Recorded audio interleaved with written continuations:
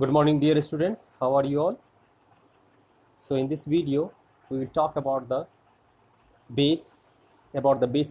Okay, now after finishing the acids, now we will talk about the bases. And first of all, the definition of bases.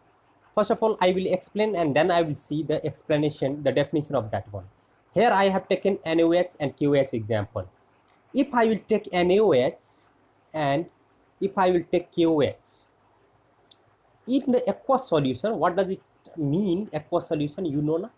Means I have taken one beaker and I have taken some amount of water into that one, H2O, and if I will put a test tube or 5 ml of KOH into that one, KOH into this one, okay na?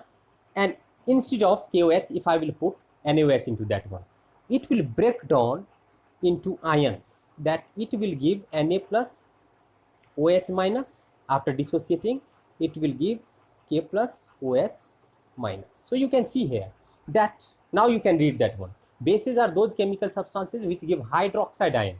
Hydroxide ion, here it is OH negative. What does it mean? Hydroxide means OH negative ion. So on dissolving in water, if I will talk about the bases, after dissolving it will give hydroxide ion, OH negative ion, okay na? So this can be called as a basis. I have taken only 2 examples of bases, but calcium hydroxide, magnesium hydroxide, lithium hydroxides are also called as a basis. But the definition is not over yet. In that, if you will see, calcium oxide is there, magnesium oxide is there, okay, so we can also define it as a base. So together we can say those which in the aqueous solution will dissociate into hydroxide. 100% time it will give the basic compounds. Okay na? But with the oxide, some exceptions are there. That one is carbon dioxide, that one is sulfur dioxide. That cannot be called as a base. Okay na? So that's why I have not taken into count and as a point here. Okay na? As a oxide will not be base, I will not consider, because there is the exception also. Okay, now if I will talk about this strong bases, I will not define about the strong base right now. You can say NaOH and KOH. If I will take about the NaOH and KOH and also LiOH, these three are water soluble base. If any of the compounds which will soluble in water, then that basic compound only, not acidic, that basic compounds can be called as alkalis. Okay, na dear student? So you can say the water soluble bases, and in the example you can write NaOH, KOH, LiOH. These are called alkalis. Okay, na dear student? Now we will talk about the classification of bases. It is important to classification of the bases, but there are different types of classifications are there. We will classify the bases on the 2 categories, on the basis of 2 categories. On the basis of strength, strength means power, means what is the meaning of the power? Means one base, if it will dissociate to give hydroxide ion, if maximum concentration of hydroxide ion is there, then it can be called as a strong base. Okay na? So you can see, if I will take one beaker, and if suppose X is my some chemical compound, and if X, after dissolving this into the aqueous, if it is giving maximum 99% OH negative, then it can be called as a strong base. It has high strength. Okay na? So you can say on the basis of strength, it can be called as a strong acid if it has dissociated 99%, 95%, okay, more than 70%. Okay na? So we can say it can be called as a strong base. But if it is not dissociating and giving more hydroxide, less than 20% in the aqueous solution, less than 10%, less than 25%, so that can be called as a weak acid. So first one, a strong weak base, I can say. A strong bases first. Now you can say, if I will take NaOH, if I will take in the aqueous solution, then it will give Na plus OH negative. Okay now, and OH negative, which is actually giving that one, will completely dissociate, fully ionize. Okay now, and this OH negative have a strong affinity. What does it mean? Affinity means what? Affinity means attraction towards proton.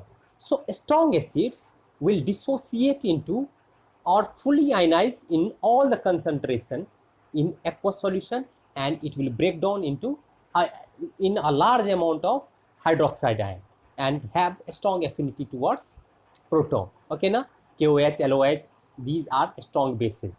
But weak bases, if I will also call, now yes, you know, strong acid, strong bases are called alkalis.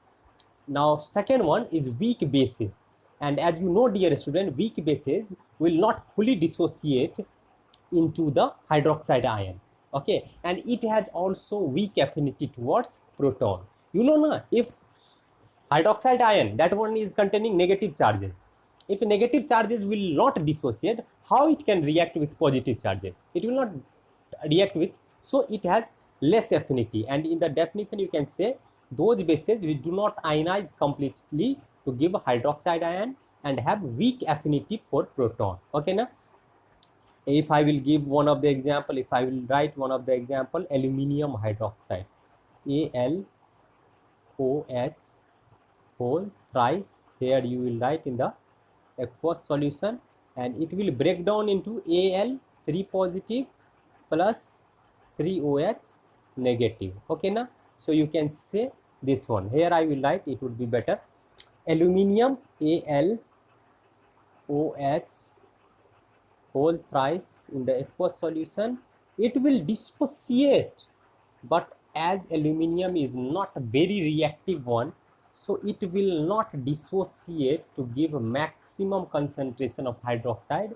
It is actually forming, it is not breaking down to give the maximum concentration of hydroxide, so it would be also not that. Second, you can see ammonium hydroxide, if you, I will write here ammonium hydroxide NH4OH.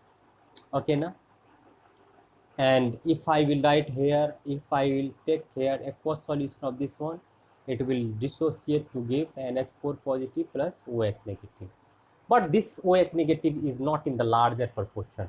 Okay now, mainly it feebly it is actually breaking, dissociating into hydroxide ion. Okay now, but here by reaction we cannot see, we cannot understand that in which one it is giving large amount of hydroxide and in which one it is giving low amount of hydroxide.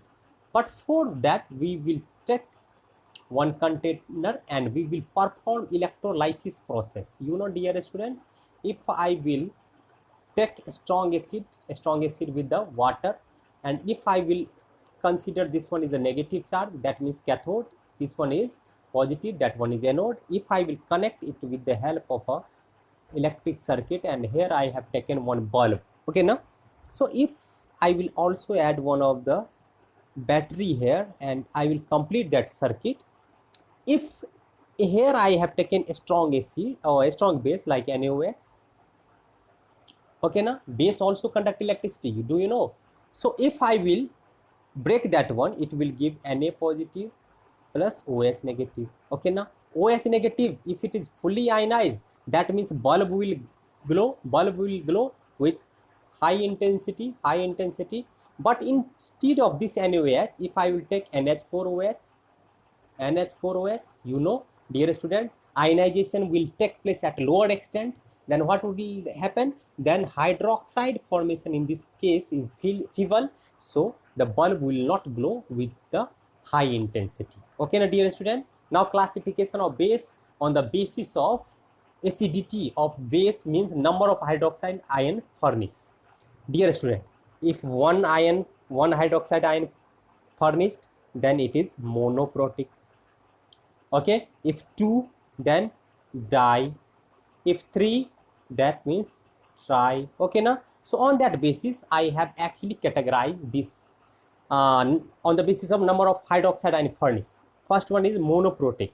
First one is monoprotic. If I will take the example of KOH, see in the aqueous solution, after furnishing it will give K plus, and how many OH negative? 1 OH negative. If 1 means what? 1 means mono. If it will dissociate and give 1 hydroxide, then it can be called as monoprotic. If it is dissociating and giving 2 hydroxide ion, if 2 hydroxide ion means it can neutralize 2 protons. Yes, remember about this one. So you can see, you can take here diacidic base. Here it is base, it should be base. Okay, na diacidic base. Okay, so which can give 2 hydroxide ion, CaOH whole twice, CaH whole twice in the aqueous solution. What it will give? It will give Ca2 positive plus 2OH negative. Second example I can take, and that can be called as diacidic base. That one is MgOH whole twice. So you are getting from the definition, if your base is giving 2 hydroxide ion, then it can be called as diacidic base. Base, here it would be base. And if it is giving single 1 hydroxide, then it is monoprotic. And if it is giving 3 hydroxide ion, then it can be called as triacidic base. I am taking example AlOH whole thrice, and you can see it will give Al3 plus 3OH negative. But aqueous solution, you don't have to forget. You don't have to forget this aqueous solution. So you can say 3 hydroxide. Now you have understood. On the basis of number of ions furnished, hydroxide, if it is 1 monoprotic, if it is 2 diacidic, if it is 3 triacidic. And you can write the example here, aluminium, here AlOH whole thrice, here CaOH whole twice, and here KOH. Okay, na? So you can do that one. Okay, now properties of bases. Properties of bases, and you can read these properties of bases as it is very simple. Bases are soapy in touch, and also bitter in taste. Milk of magnesia, you will take the example, Daisine, if you will drink that one, it is bitter in taste. If you will touch the soap, then it is yes, slippery also, slippery feel, so soapy in touch. Corrosive in nature, yes, it can corrode also. Yes, it has some dangerous effect on the wood and paper. And it is soluble in water. But soluble in water, KOH, LiOH, NaOH, that one is alkali. But milk of magnesia, here it is exception. Dear student, here it is exception. It is very it is feeble. Here it should be feeble. Okay, na? FEEBLE, feeble. Feebly it is soluble. Okay, conductor of electricity, strong bases only, high melting and boiling point.